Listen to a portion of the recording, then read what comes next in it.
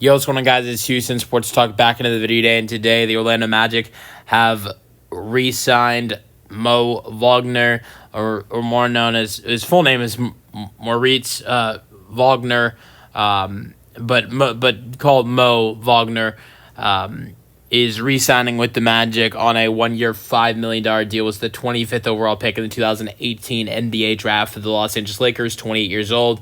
He's coming off a torn ACL, but was playing really well for Orlando this year, was having the best year of his career before the injury. So I think, yes, you're signing a guy who's coming off a torn ACL, but the price of $5 million on a 1-year contract for a guy that was averaging 13 points per game and 5 rebounds per game, shooting 36% from three, which was one of the best of his career. That is a career high. So he was averaging the most points per game in his career and shooting the best from three he shot in his career. And that was in 19 minutes per game, averaging 13 and 5 with 36% from three. And you get him back for $5 million. I think it's great to bring him back, not only because of the fact that he played so well for Orlando last year, but also the fact that the brothers are still on the same team.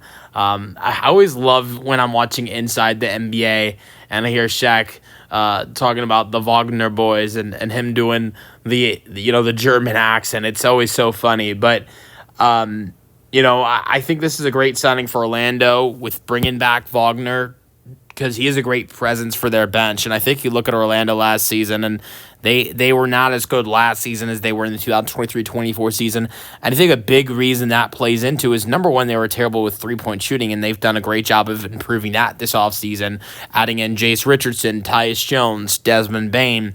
But also another big reason was because of some of the guys that they missed. Paulo Banchero and Franz Wagner, Mo's brother, missed a lot of time at times last season. But two guys who missed a lot of time that were great for Orlando last year as well was Mo Wagner, who tore his ACL, and then also Jalen Suggs missed a lot of time as well.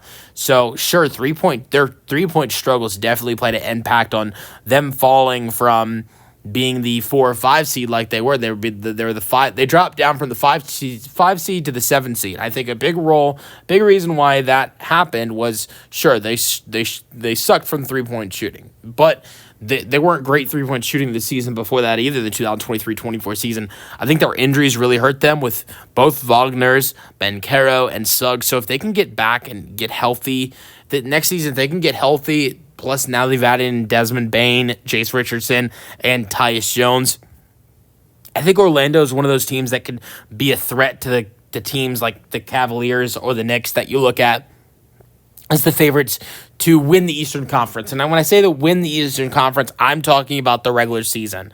I think it's too early to be talking about who's going to come out of the Eastern Conference or Western Conference and go to the NBA Finals, but I'm just talking about who could be the best team in the Eastern Conference during the regular season.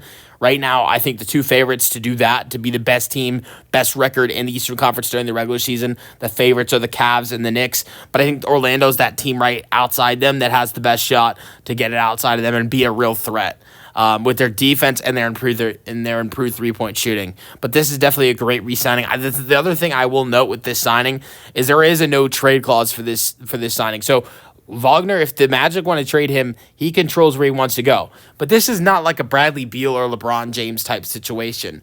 This is the second no-trade clause that's been handed out. There's only 4 in the league now: LeBron, Bradley Beal, Mo Wagner, and Jackson Hayes.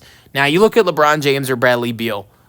I look at those two no-trade clauses, and those are bad no-trade clauses, because Bradley Beal, when he signed his deal, Bradley Beal signed a 5-year deal with a no-trade clause. That means that no-trade clause is active for 5 years. LeBron, last offseason, signed a 2-year deal that came with a no-trade clause. So 2 years of LeBron having a no-trade clause.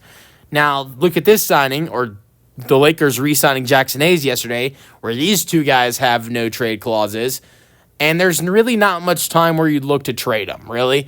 I mean, because he's a recent signing. You can't trade him right now. He's not eligible to be traded until December, January, that range. You can't trade him in the next offseason because he's going to be a free agent next offseason.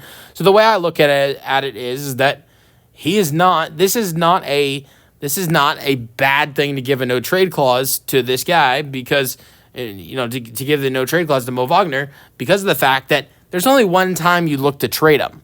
Like, you look at how many of the opportunities the Phoenix Suns have had to trade Bradley Beal. This offseason, this past trade deadline, the offseason before that. And there's another 2 years left on his contract. So that's a really negative no trade clause. With Mo Wagner, they can't trade him right now if they wanted to because he's a recently signed player. Maybe they would look to trade him at the trade deadline. I don't think they would. And, then the offseason comes, there's nothing to worry about. He's a free agent. So I don't think there's a lot of negatives on a no trade clause if it's only a 1 year deal. Let me know your thoughts on the signing in the comment section, and peace out.